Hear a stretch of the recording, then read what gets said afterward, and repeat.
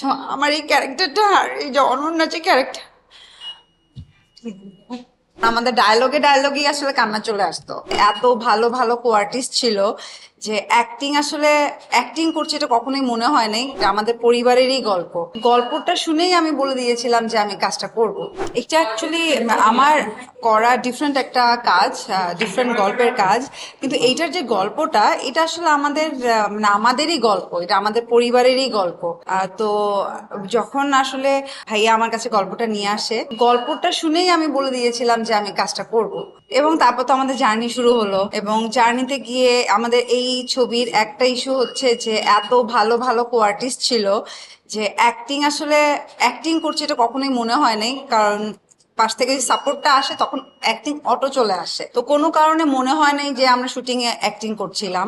Always মনে হচ্ছিল যে অনন্যা যাচ্ছে, অনন্যার জার্নি, অনন্যার বিষয় এইটা। এবং আপনারা তো ছবি দেখে বুঝেছেন যে আমরা মানে অনেক অনেক ভিতরে একটা জায়গাতে গিয়েছিলাম। এবং শুটিং এ যাওয়ার আগে আমি আজাদ ভাইকে বলছিলাম যে আমরা কেন কুয়াকাটার এত ভিতরে যাব, ঢাকার আশেপাশেই তো যে গল্প এটা তো ঢাকার আশেপাশেই করা যায়, এরকম বলছিলাম।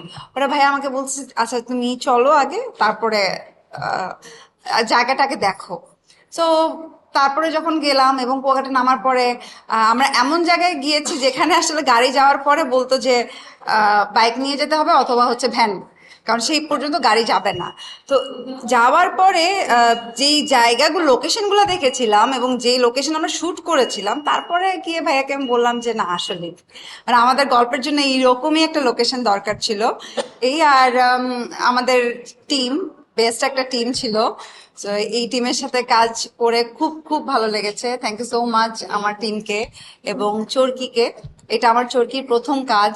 আই এম সো হ্যাপি যে প্রথম কাজ এত সুন্দর একটা কাজ দিয়ে আসলে যাত্রা শুরু হয়েছে, এটাই।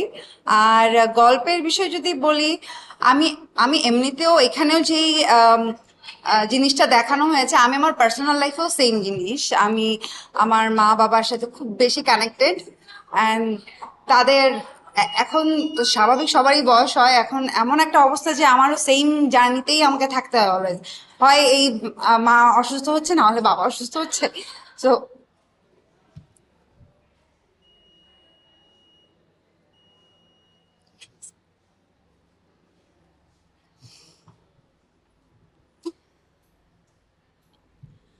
আমার এই ক্যারেক্টারটা আর এই যে অনন্যা যে ক্যারেক্টার,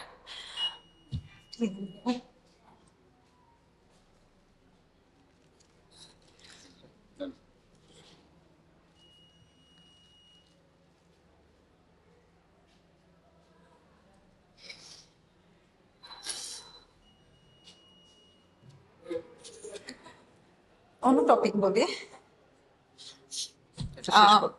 সো আসলে আমাদের প্রত্যেকের মধ্যেই এই ফিলগুলো আই থিঙ্ক থাকে, আমরা প্রত্যেকেই এই জার্নিগুলোর মধ্যে দিয়ে যাই। এই আর এই ছবিতে আমার আসলে আলাদা করে ক্যারেক্টারে ঢুকতে হয়নি, মনে হয়েছে যে এটা আসলে আমাদের সবার মধ্যে এই এই এই এই বিষয়গুলো সবার মধ্যেই থাকে। এই আর এই তো। হ্যাঁ হ্যাঁ, অনেকেই আসলে এসএমএস করেছে। এবং আমার ডিরেক্টর ভাইয়া কিছুদিন আগে আমাকে একটা ভয়েস পাঠিয়েছিল একটা মেয়ের। তো এরকম আসলে সব জায়গা থেকে খুব ভালো ভালো রেসপন্স পাচ্ছি। এই আর আমি সবাইকে বলবো যে আপনাদের মাধ্যমে আপনারা এমনভাবে নিউজ করেন যেন সবাই কাজটা দেখে, কারণ আমি এতটুকু শিওর কাজটা যেই দেখবে না কেন তারই ভালো লাগবে। না মনন না, কিন্তু আম, চরিত্রের জিনিসটা টোটালি ডিফারেন্ট। এখানে মেয়েটা অনেক ম্যাচিওর, একটা পরিপক্ক একটা মেয়ে। আর ওখানে ছিল একদমই ইনোসেন্ট, অথবা খুব কম বোঝে এই টাইপের একটা মেয়ে। তো দুইটা দুই রকম জার্নি ছিল মেয়ে। হ্যাঁ, আমাকে তো অনেক দেয়। এবং আমরা এমন এমন জায়গায় লোকেশনে শুট করেছিলাম যে ডিরেক্টর আমাকে মাঝে মাঝে বলতেছিল আচ্ছা ও ও গ্লিসারিন নেয় না। তো আসলে আহ, আমাদের গল্পটাই এত বেশি ইমোশনাল, তাই না? আমার মনে হয় তোমারও দরকার হয় নাই, কারণ আমাদের ডায়লগেই আসলে কান্না চলে আসতো। তো গল্পটাই আসলে অন্যরকম একটা ইমোশনাল গল্প ছিল। পার্সোনাল ওই এক্সপিরিয়েন্স তো ডিফারেন্ট ছিল। আমরা এমন জায়গায় গিয়েছিলাম যেখানে কোনো ওয়াশরুম ছিল না, যেখানে আসলে আমাদের রেস্ট নেওয়ার কোনো জায়গাই ছিল না। আমরা রেস্ট নিতাম আসলে মাটির মধ্যে বসে, গাছের নিচে বসে। তো এইভাবেই করেছি এবং কিভাবে কিভাবে জানি হয়ে গেল। এবং আমাদের 6-7 দিন চরের মধ্যে শুট ছিল, তো ওখানে কাজ করার পর আমাদের সবার চেহারা চেঞ্জ হয়ে যায় সানবার্ন হয়ে। হ্যাঁ, মানে আমরা আমরা ওই আমরা কেউ কাউকে আমরা চিনছিলাম না। ওই জায়গার মানুষই হয়ে হ্যাঁ, গেছিলাম আসলে। মোটামুটি প্রথম দিন যখন আমাদের বাইক ছিল, আমি ফার্স্টে উঠে তাকে ভাইয়াকে বললাম যে তুমি ঠিকঠাক মতো চালাইতে পারো তো, পড়লে কিন্তু আমার হাত পা ভাঙবে। তো সে বলে যে না না, সে খুব ভালো বাইকার। কিন্তু সে অ্যাকচুয়ালি অনেক ভালো বাইক চালায়, কারণ আমাদের যেই বাজে রাস্তা ছিল যেখানের মধ্যে দিয়ে তারপরে ও উনি- তো রিহার্সাল করতে হবে, শুটিং এর 3 দিন আগে পরীক্ষা দিতে হবে। শুটিং এর 3 দিন আগে থেকে সে যেই রাস্তাগুলোতে ওই আমরা এলাকায় শুটিং গিয়ে- করেছিলাম ওই রাস্তাগুলোতে উনি আগে থেকে প্র্যাকটিস মনে করেছিল। হয়েছিল তো জনম বাইকার। না, এমনিতেও ভালো বাইকার, কিন্তু ওই জায়গায় রাস্তাঘাট যেহেতু খুব ডিফারেন্ট ছিল।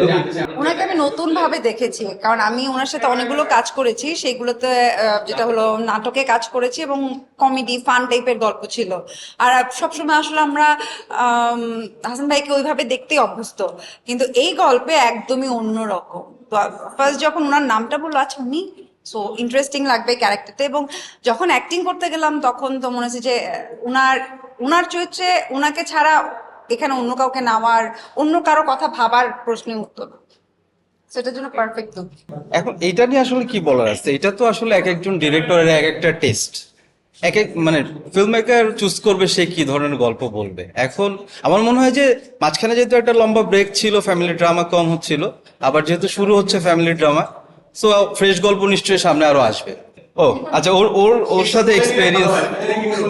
সাথে এক্সপেরিয়েন্স খুবই নাইস আসলে। ও কিন্তু খুবই ভালো আর্টিস্ট। হ্যাঁ, ও দুর্দান্ত অ্যাক্ট্রেস, অনেক ফ্রেন্ড। এটা এটা আমার মনে হয় হাসান ভাই বলুক।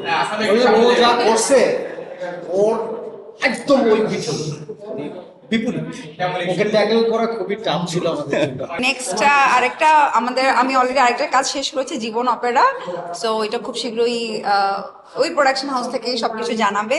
আর আপাতত আরো কিছু প্রজেক্ট নিয়ে কথা চলছে, খুব শীঘ্রই জানতে পারবো।